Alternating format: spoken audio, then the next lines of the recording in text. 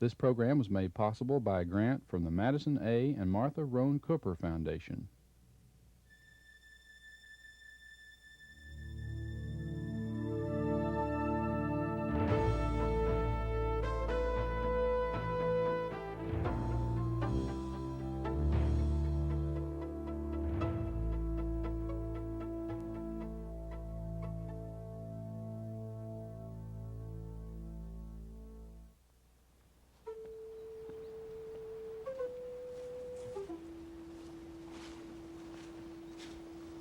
Once a week, Albert Ritter takes a 30-mile trip 10,000 years back in time.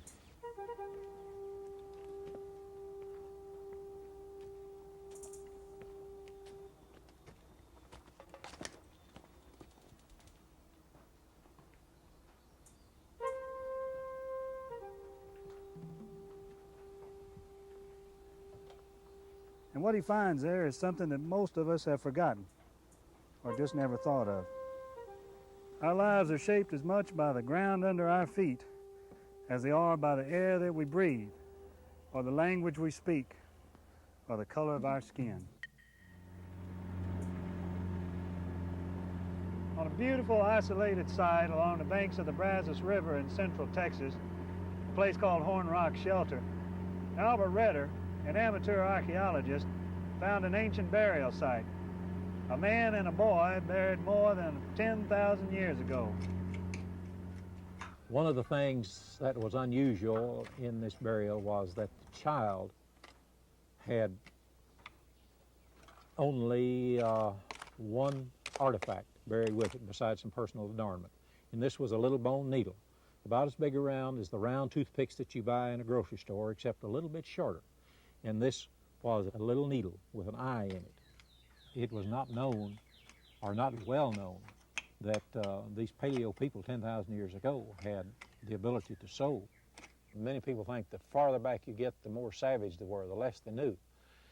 But I think these people were very well in tune with their environment. They knew how to survive in their time, and they did a good job of it. It was pretty obvious to Ritter that the man and boy buried in that grave were placed there by people who loved them. Their heads were pillowed carefully on turtle shells, and they were surrounded by things of value, items of beauty and utility. It is also obvious that the people were more highly advanced than we might have thought. Beyond that, though, what can we know about these people? The bone needle and the other goods found in the grave are evidence of some dramatic findings about these ancient people and how they interacted with the land. Now, I'm not sure if living in harmony with nature is a myth for Indians or if it's a truth. You know, I wish I had lived at that time. I know a lot of archaeological sites find a lot of trash. And, you know, that's our biggest environmental problem, and I'm sure it was one for them too. They just didn't have as much of it. I think that they were not as wasteful as we are. You know, I gave the example of in a kill they used everything. You know, they made needles out of the bones, they took the sinew and made the thread, they made their own clothing. They were very resourceful that way. So, but I'm not sure if in their minds that was an environmental thing or if they had the necessity to have these things and that was a way to get them. Mary Brown set out to learn the story of early human life in central Texas so she could tell school children about it.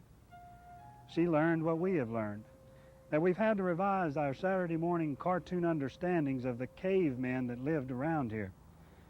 We now think they lived in harmony with nature and that they created what appears to have been a pretty comfortable way of life. We're still not sure where they came from, but we learn more every day about why they were here instead of someplace else. And because we've learned about that, we can tell why people have lived in this part of the Brazos and Bosque River valleys for hundreds of centuries, and why 1/4 of the population of the state of Texas lives here now, why Interstate 35 runs right through here, and why there has been a steady stream of people passing through this area since the days when the man and the boy found in that ancient grave used to sit on this riverbank and fish. Children think food comes from the grocery store, where they knew that it came from the earth. So They love the earth, they love the sky, they love the water, and we're more in touch with it. And from that standpoint, I think that we could learn. There's a flood on the Bosque in the river system. These animals were out in the thousands of acres of the floodplain we call Steinbeck Bend, and they were aware that they were being endangered by high water, and they rightly thought that they'd get out quick, and they probably came out in hysteria like a stampede. And Ralph Vinson works at an archaeological site not far from Al Redder's, and he too works on a burial. But this one contains a herd of mammoths.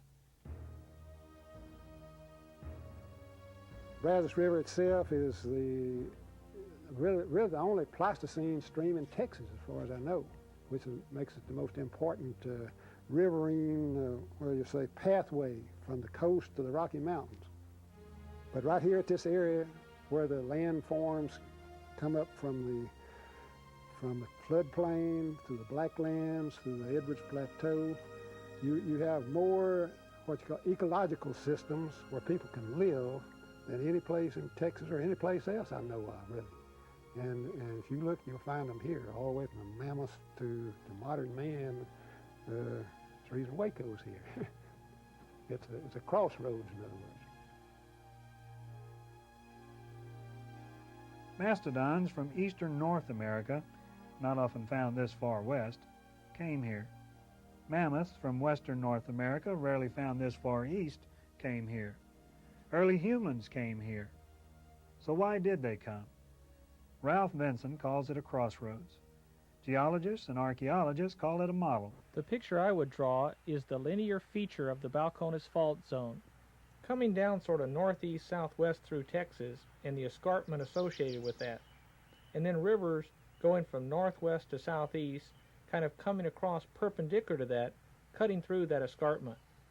The Trinity River in Dallas, the Brazos River in Waco, the Colorado River in Austin, and the Guadalupe River in the New Braunfels and San Marcos area are all basically crossing the fault zone and cutting through that escarpment. That feature goes basically from Dallas to Waco to Austin and on down to San Antonio. And where the rivers cut through it, they have basically lowered the landscape to where water in the chalk and adjacent formations will flow toward that river, and where the hard rock along the escarpment made a natural ford. So those were natural locations for cities, and this in Waco is just an exact model of what we see in those other communities.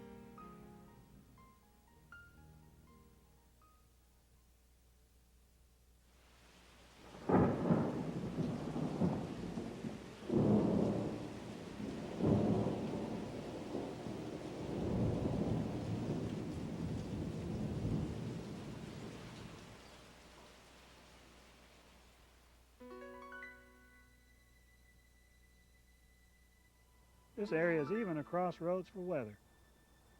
Because of the ways wind is forced up over the escarpment, huge air masses collide along it, producing terrific rainstorms that have generated most of the point rainfall records in North America.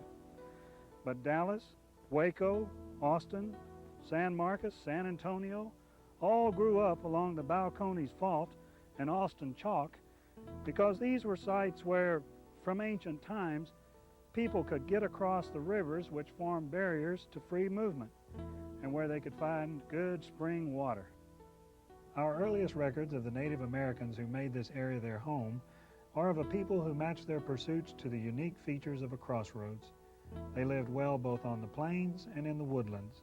They traded with nearly every group of Indians and explorers and settlers who came near them, and if they didn't trade with them, they fought with them. And really, they didn't have many other choices, because they lived in a central path of migration and invasion, whether it was north to south or east to west.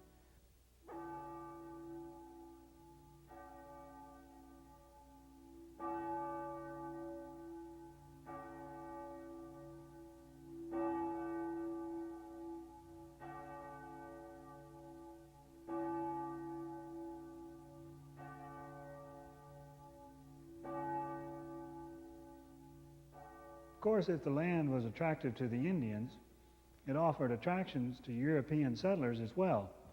like the Scandinavian folks that settled here in Bosque County. When the first settlers came to Texas, they naturally followed the same central pathways that the Indians had used. Why hack your way through the wilderness when there was already a path beaten to the promised land? It was easier to try to deal with those people along the path.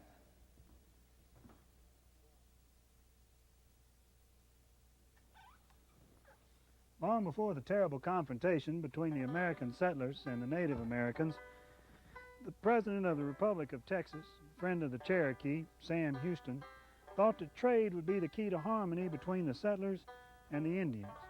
So he encouraged the establishment of trading posts along the frontier. One of the first to spring up was built along the Crossroads at Waco. Waco historian Roger Conger has been living and researching this history for years. In 1843, George Barnard and one of the Tories, Thomas Torrey, came up here and selected this site. It was a well-known site even in the Republic of Texas days, because just a short distance from here, from this spot, was a rather famous Indian council ground, and the Comanches and the other tribes had been meeting there for no telling how many years at various times to have councils among the Indian tribes. So Thomas Torrey and George Barnard came up here and saw this site on this bluff overlooking this creek, which is a tributary of Tawakoni Creek, and decided it would be a wonderful, ideal site for their trading house. So they established it here. The Torrey's trading house was the spear point thrust out into the wilderness. And back of it on one side lay everything that was represented by civilization. On the other side of it was everything that was represented by the wilderness and the primitive and the Indian. And so for a while, the Balcones Fault Zone was a dividing line between the civilized and the uncivilized world. Torrey's trading post, and a few years later the Texas Ranger post at Fort Fisher in Waco, kept the savages at bay, while the settlers came in and made Texas civilized. But as the land became more important to the settlers, they became less and less interested in trading peacefully with the Indians. And soon, Torrey's trading post was adding traffic and runaway slave bounties to their trade, and the Waco Indians began their painful process of migration.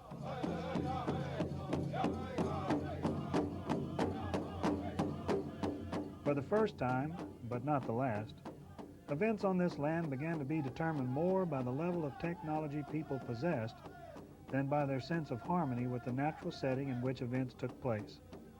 People who had lived outdoors, out in the weather, were supplanted from the land by people, mainly from the southeastern United States, who spent ever-increasing amounts of their time indoors. There's a terrific irony to that story.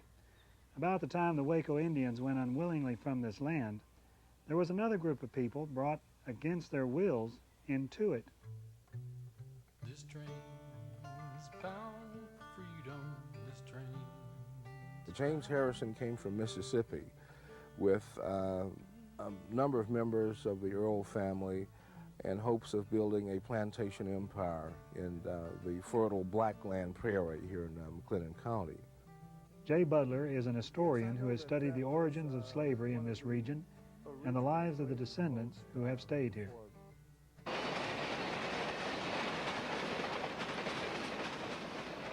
The land that James Harrison settled was 10 miles south of here in the Tawakoni Bottom. But of course, after the Civil War, James Harrison came back to restructure his plantation.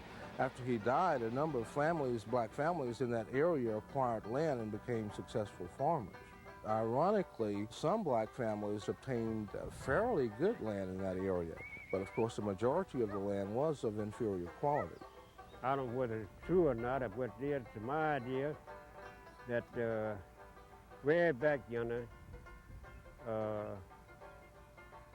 the white folks usually wanted black land to make their farm, and they put me over here in the sand where there wouldn't be much.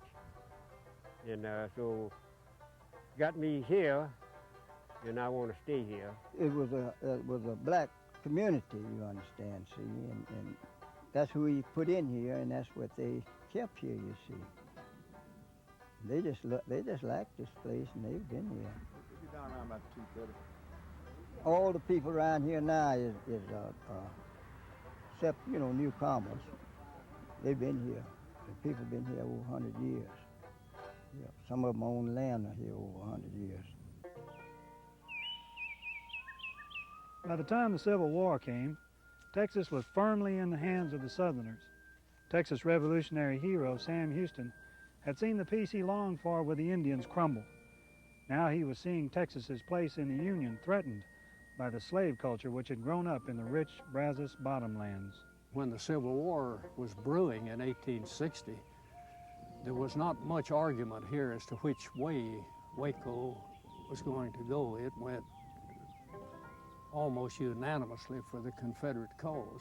In fact, when Sam Houston came up here during the political campaign of 1860 and made a speech from the steps of the courthouse inveighing against secession, he was almost mobbed and had to be safely escorted out of Waco because the general attitude was so strongly in favor of secession that even Sam Houston was very unpopular for speaking against secession. The Civil War changed everything. It was a pivotal point in our nation's history. Such disruption on a broad scale was felt most poignantly in places like Crossroads. As the economy adjusted to the post-slavery era, there was terrific tension here on the boundary between East and West, old and new. Sometimes the tension erupted in violence. Returning soldiers and cattle drovers, like those who passed through here along the Chisholm Trail, stirred up more than dust when they came through town. Sul Ross, one of the youngest officers to come out of the Confederate Army with the title of general, was only 27 years old when the war was over, and he had been in 135 desperate engagements, skirmishes, and major battles. Wounded, scratched, but no serious wound. So you can imagine, if you please, what a hero he was when he came back. And yet, he was absolutely destitute. None of them had any money. He accepted the position of sheriff of McLennan County. General Ross did. The great Tomas de la Vega Grant over on the other side of the river was infested with bad men and outlaws who had drifted down here and came into Waco several times a month and would shoot the town up, ride up and down Rat Row down there, shooting their pistols in the air and into saloons. And so they made Sul Ross sheriff, and he wasn't long in cleaning out the bad men from the La Vega Grant because he was used to the smell of powder smoke. And I'm standing in the Leonard Native Prairie east of Waco. Early settlers referred to the prairie as a sea of grass, and it's an apt description. Walking through this ground, which has never been plowed, has the same sensation as moving through water. If you walk from the eastern woodlands towards the Balcones Fault Zone, you'd be going from the forests of East Texas to the Blackland Prairie. Today, that prairie makes pretty good farm and ranch land, but it was incomprehensible to early Americans in the mid-19th century, intimidating and mysterious. From Texas to Canada ran a swath of grass so high that stories of riders on horseback getting lost in it spread like wildfire. In those days, when you came to prairies, They did exactly what everyone else did. They got across it as fast as they could until they ran into the woods on the other side. Prairies were very mysterious places to most people, and they were very dangerous places when they were on fire, and it didn't take much to put them on fire. And my grandmother told me that they were coming out to their claim. Her husband, my grandfather, riding a horse, and she was driving, I think it was a 6-mule team attached to a wagon. It was either 4 or 6-mule team. And that my grandfather saw the smoke on the horizon, and he told her to use the whip. And so he was riding full tilt ahead of the wagon, and she was riding with this running team and a wagon load of kids. And by the time they pulled onto the plowed field, which was their claim, which she had plowed earlier, the back of the wagon was on fire. the prairie was a barrier. We think today of the Blackland's richness, its agricultural bounties. Waco produced a virtual mythology surrounding the glories of cotton. But before the steel plow broke out the land, as people said, the prairies east of the Balcones Fault were forbidding territory. The west, the ranching country, which we now think of as harsher, was then more inviting landscape. Old Texas manuscripts said you couldn't survive anywhere between the 96th and 97th meridians, roughly between the Huntsville area and the Waco area. They said you had to get across the prairie east of Waco and then set up on the other side of the Balcones Fault. My great-grandfather came to southern Bosque County in 1865 at the end of the Civil War, and he was born and raised on the same place. And then my father more or less stayed in that particular area. We have a family cemetery that was started I believe it's 114 or 115 years ago, and we just recently dedicated a historical marker at that cemetery. That's been important to me to maintain that heritage, you know, because I feel a part of that particular area. But I chose early on to try to stay in one place. And of course, everyone thinks that their home is the greatest place in the world, and that's the way it should be.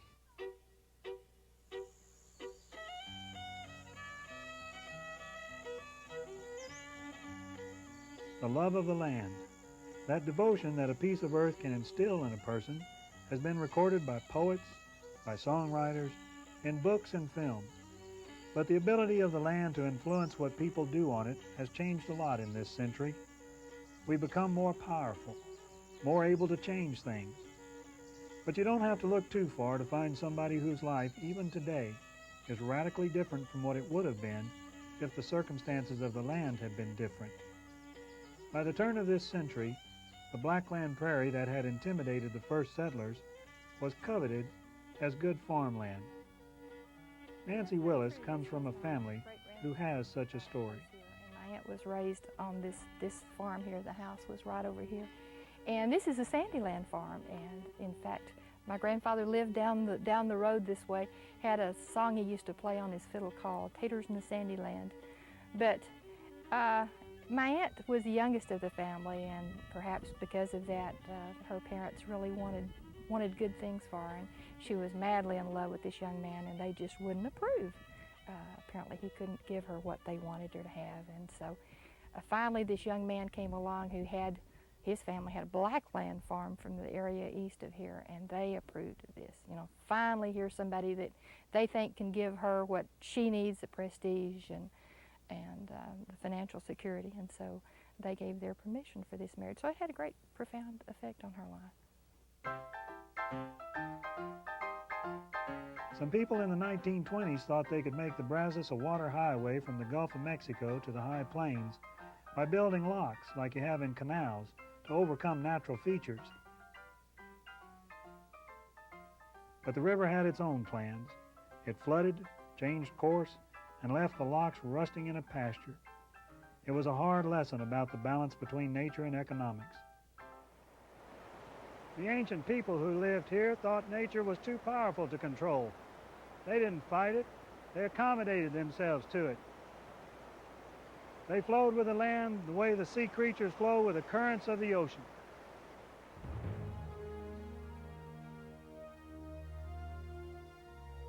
But since then, we think we have mastered the world. We downplay the role of land and weather, rocks and water, and their effects on events we feel we have caused to take place. We cover up the landscape, and we think we control it.